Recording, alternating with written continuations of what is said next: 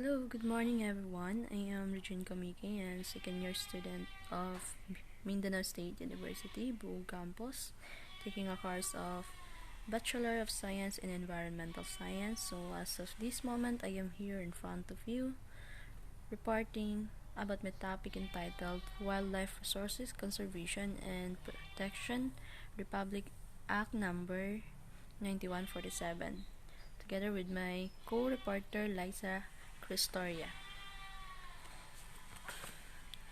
So, in my report, there are objectives.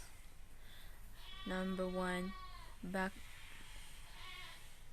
us tackle the background history of the law by answering why was it created and the salient features of the act, strength of the act, weakness of the act, opportunities of the act, problem with the act implementation in the Philippines, problem with the act implementation in your locality, then recommendations on how to execute strong implementation of the act.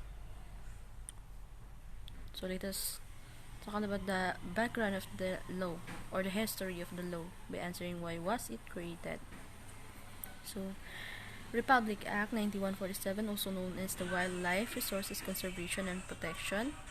It is an act providing for the conservation and protection of wildlife resources and their habitats and appropriating funds therefore and for other purposes. So that is the Republic Act 9147. This Republic Act was approved on July 30, 2001 by late President Gloria Macapagal Arroyo to save endangered species. It shall be the policy of the state to conserve the country's wildlife, resources and habitats for sustainability. In the pursuit of this act shall have the following objectives. Number one objective is to conserve and protect wildlife species and their habitats and to promote ecological balance and enhance biological diversity. So this act is covered or implemented to conserve or para protektahan yung mga wildlife species natin na endangered na or unti-unti nang nauubos. Tapos, yung dapat natin i-conserve yung tirahan nila. Number 2 is to regulate the collection and trade of wildlife. So, dapat natin i-control yung pagko-collect ng iba't ibang klase ng mga hayop at pagbebenta ng mga hayop.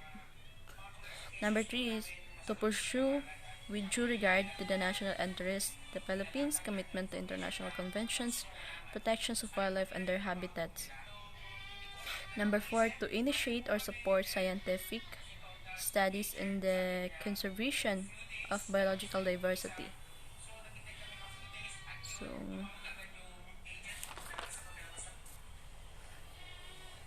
number 2 objective, the salient features of the act. So, the act provides for the conservation and preservation and protection of wildlife species and their habitats in order to preserve and encourage ecological balance and biological diversity. It provides furthermore for control and supervision of wildlife capture, hunting, and trade. Finally, it provides for supporting and promote scientific research in the protection of biodiversity. So, ito yung kahalagahan ng Republic Act 9147 para makontrol at ma-supervise natin yung panghuhuli ng mga iba't ibang hayop or mga endangered species natin, yung pagbebenta.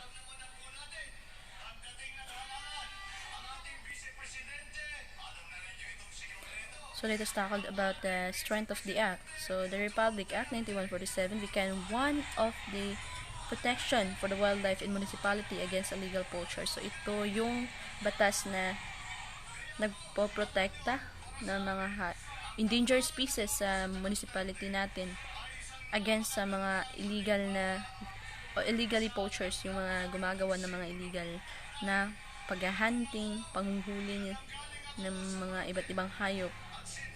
So, in evaluating this law would be helpful, especially to the MNRO or the Municipal Environment and Natural Resources Office.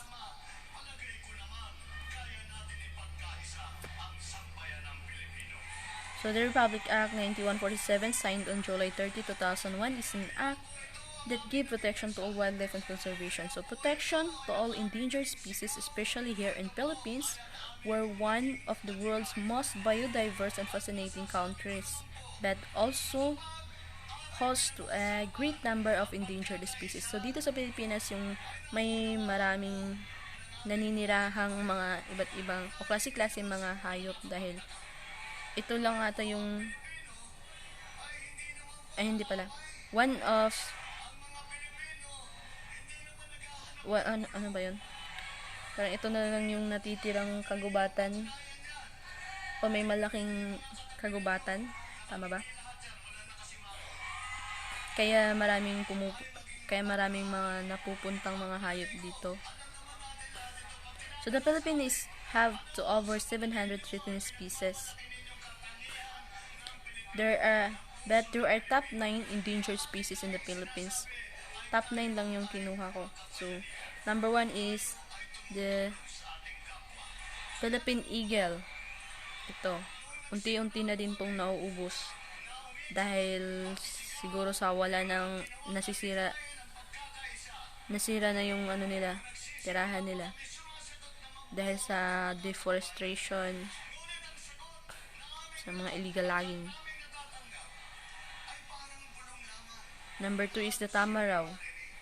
So, para lang siyang kalabaw, no? Number 3 is the Philippine crocodile. So, yung crocodile natin is freshwater crocodile, one of the rarest crocodilians in the world. So, makikita ito dun sa sa Luzon ata to. Threats, habitat loss, and fragmentation, hunting, and trapping.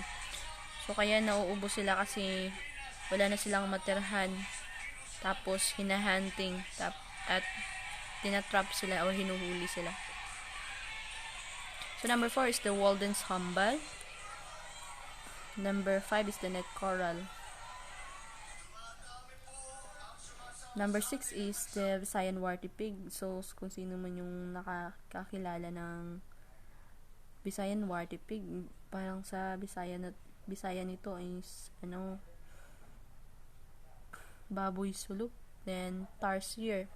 So last time may nakita akong tarsier. Hindi ko siya nakita ng personal, pero yung kaibigan ko nakahuli ng ganun. Sinabihan ko sila na pwede kayong makasuhan nun as an student of BCS. So, sinabihan ko sila or in-approach ko sila na ibalik dun sa kinunan nila. So, hindi naman sila nakinig. Iniwan ko lang kung nasan na ngayon yung tarsier. Galing yun sa sa bundok ng Dos Mamas. Dito lang sa buog. Dito lang sa buog nila nahuli yun. So, number 8 is saan na yun?